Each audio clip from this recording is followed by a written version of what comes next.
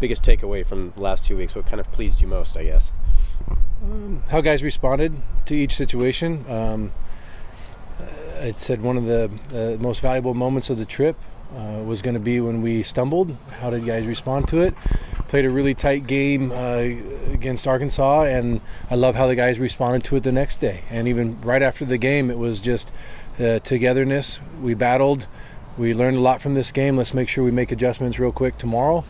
And even, one thing, I had mentioned this before, one thing that really impressed me about Caraway is he took a bad read on a pop-up, and he didn't give up. Some guys watch the ball land behind him, other guys go after it and get dirty, trying to, do whatever they can, not worried about what the look is, just getting the job done. And it told me a lot about that young man. It's nothing that most people didn't already know. He's a competitor. He's going to do whatever it takes to win. He's a gamer. And so saw a lot of that from our position players and our pitchers. I think there's obviously a few things that we need to continue to sharpen up. Just being like stuff on the base pass, our catch play continuing to get better. I mean, I know there's a lot of good that came from it, but it's not going to stop us today from going to practice and making sure we stay humble and continue to push forward, because it's still very early in the season, and the team that stops making adjustments, the coaching staff that stops serving one another and their players as opposed to worrying about themselves, that's an issue. And I think that's our main objective, is looking around us and making sure that everyone's in a good space. It sounds like Aiden not going to throw this week, just kind of more precautionary than anything. What led into that decision, and just how would you assess where he's at? Well, it's early. I think for a lot of our guys right now, is we're trying to make sure that we're peaking at the right time of the season. It's chilly, and getting back home and not trying to rush anything. Got a couple guys that just maybe have a few dings or what have you, and I'd rather look around and say this is a great opportunity for other guys to get out there and play. Dallas Macias jumped in, got some playing time last couple days when Casper just had a little nick, and we're just making sure the guys are progressing. I don't want to put anyone at risk. I think that's the biggest thing, is the mental and physical health of our guys. And we all saw what kind of electricity came out of May's arm last week. What a great pitching duel that was. So just having some tightness and stuff, we just want to make sure that we're not, rushing back to anything. Let's play catch. Let's stretch it out. Let's make sure that we're going about it the right way, as opposed to saying, hey, it's week 3 of the season. Let's get out there and throw 100 pitches and roll with it. So just we're going to take our time on it. He's not the kind of guy, or any of our guys really, especially Aiden, that want to take their time on anything. They want to attack it right now. So I guess I get to be the one pulling the reins and being the bad guy.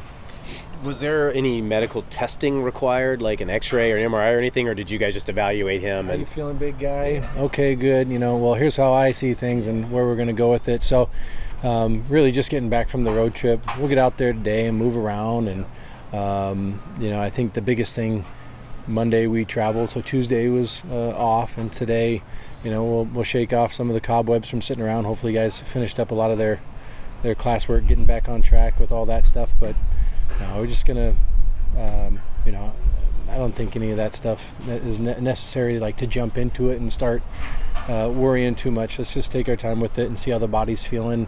You're not trying to overanalyze anything. I think it's just, again, precautionary. But I know how a lot of people can read into everything a little too much, just if they don't know. And obviously I'm quite protective of these young men and whatever they got going on, and but see how today goes. So tentative target for Aiden is to return next week against Cal State. I mean, always it's after taking a couple days of just relaxing and making sure that the throwing progression is what's important. We'll see how this weekend goes for him, and also for the other guys throwing. Again, I look at it as a great opportunity for the guys that are taking the bump to get out there. We went into the season knowing we had a lot of guys that we felt really good about throwing lots of innings. So kind of curious to see how those starts go, and the opportunity for them next couple home series. I know he's wanting to get out there and throw, especially in front of our fans here at Goss. But I think a lot plays into it, especially with the weather. If it's going to be raining a little bit, and sometimes when you put a guy out there and he throws one inning and then the rain, you're sitting down for a little bit and getting back up. So just being very cautious of those things too. I don't know if I'll necessarily announce anything. We'll talk to you again next week. Yeah, we will. How will you approach the week? I kind of was thinking Jaron might go tomorrow, but do you have that laid out? Yeah, we just finished discussing that. Lawson will go tomorrow, Thursday. Hunter will throw Friday. And then Komatsu and Segura, that's our plan as of right now. And but then again, these guys all want to throw at any given time. Hunter not throwing last weekend.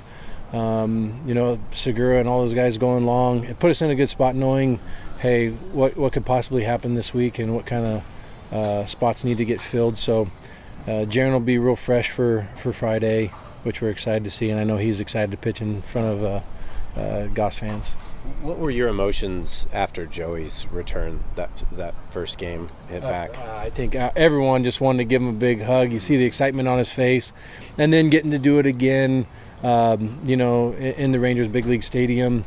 I know that was an exciting moment for him. You could just tell. But he's trying to push all that away and just, hey, what's my job? What can I go do for the guys? I think getting that first one out of the way was big, filling up the strike zone. Landing his slider, throwing some heaters, some really competitive heaters in the zone too. It's nice, especially finishing out the game. Something about, regardless of what the score is, finishing out the game and going through the line and, giving some love to the catcher and dabbing it up with the guys. I think there's a lot of power to that, especially for a guy that's going to throw some big pitches for us this year. What do you feel like your lineup took away from facing Hagen Smith on Friday? Making adjustments. I mean, he was dialed. He was hitting all of his spots. He's going 99 and all the way from the far side of first base. So he had a good vertical approach angle. It's velocity. Slider was sharp. He was dotting down in the zone.